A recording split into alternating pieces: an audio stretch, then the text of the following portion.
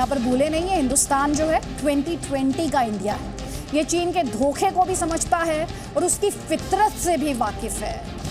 इसलिए आप इस वक्त ये जो तस्वीर देख रहे हैं वो यही बताती है कि कैसे हिंदुस्तान इस फितरत को समझता है। ये तस्वीरें आप देखिए कैसे लेह में भारत के जो लड़ाकू विमान हैं उन्होंने गश्त की है। Air force chief R K. भदौरिया वो वहाँ पर मौजूद थे और गश्त की ये तस्वीरें लद्दाख से आई जो कि हम आपको इस वक्त स्क्रीन पर दिखा रहे हैं। क्या अपाचे, क्या शिनूक, सब ने गश्त लगाई है। तो तैयारी पूरी है। चीन की चालबाजी या धोखे में इस बार भारत आने वाला नहीं है।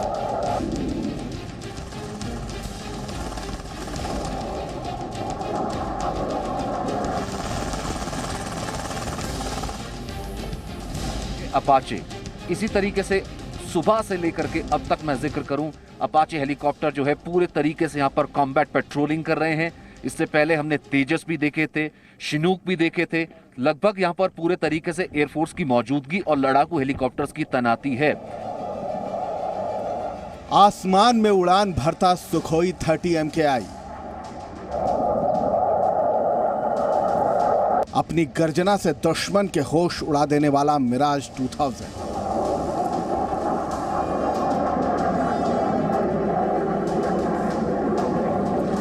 आसमान से एंटी टैंक मिसाइल दागने की क्षमता रखने वाला अपाचे।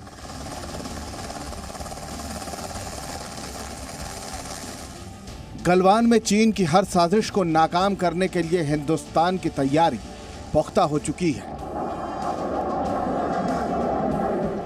हिंदुस्तान की सेना के पांडव चीन के होश उड़ाने के लिए सरहद पर तैनात कर दिए गए हैं। सुरक्षा कारणों से हम उन जगहों का खुलासा नहीं कर सकते, लेकिन चीन के लिए वायुसेना ने अपने लड़ाकू विमानों को फ्रंट लाइन पर तैनात कर दिया है। सूत्रों से मिली जानकारी के मुताबिक Sukhoi 30 MKI, Mirage 2000, Apache, Chinook और P-8I हिंदुस्तानी सेना के ये वो पांडव हैं जो चीन की हर हरकत का सटीक और मुंहतोड़ जवाब देने की क्षमता रखते हैं। यहाँ पर कॉम्बैट पेट्रोलिंग यानी कि वायुसेना की जो पेट्रोलिंग है इस पूरी घाटी की वो काफी तेज हो गई है। सुबह से लेकर के हम ये देख रहे हैं कि लगातार हेलीकॉप्टर्स गश्त कर रहे हैं और जो सेना की जो मूवमेंट है यानी कि थल सेना की मूवमेंट की बात करूं वो भी लगातार जारी है। अब आपने पूछी स्थिति की बात करूं तो स्थिति दरअसल क्या है कि चीन पिछले 3 दिन से उसे मालूम है चीन एक बहुत बड़ी गलती कर चुका है। पहले वो डी एस्केलेशन के नाम पर गलवान घाटी में हमारी सीमा में घुसने की कोशिश करता है, पीठ पे वॉर करता है और जब उसको पता लगता है कि पूरी दुनिया में कोई साथ नहीं है तो वो 2 दिन से बातचीत का नाटक कर रहा है। न्यूज एजेंसी ANI ने सरकार के एक सूत्र के हवाले से दावा किया है कि एयरफोर्स चीफ यहां 2 दिन के दौरे पर आए थे। बताया जा रहा है कि पूर्वी लद्दाख में लाइन ऑफ एक्चुअल कंट्रोल के पास चीन ने करीब 10,000 सैनिक तैनात किए हुए हैं। ऐसे में एयरफोर्स चीफ ने किसी भी हालात से निपटने की तैयारियों का जायजा लिया।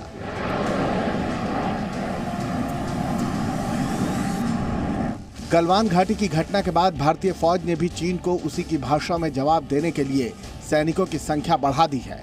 किसी भी तरह की स्थिति से निपटने के लिए सेना से लेकर वायुसेना तक अलर्ट पर है। गलवान घाटी से करीब 2-3 किलोमीटर दूर सेना के दर्जनों ट्रक अपने जरूरी संसाधनों के साथ तैयार खड़े हैं।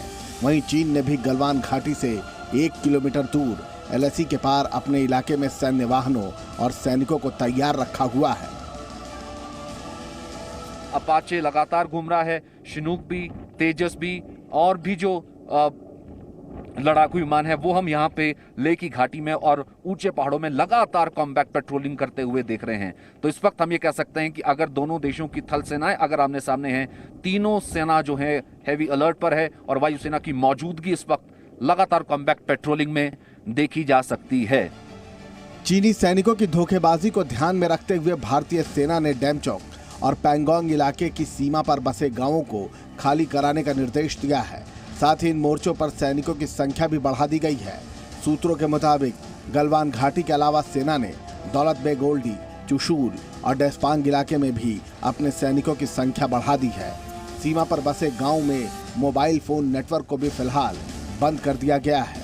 सरहद पर वायुसेना का हर वीर मुस्तैद है और अगर चीन ने इस बार 1962 की तरह जंग छेड़ी तो वो उसकी सबसे बड़ी गलती होगी।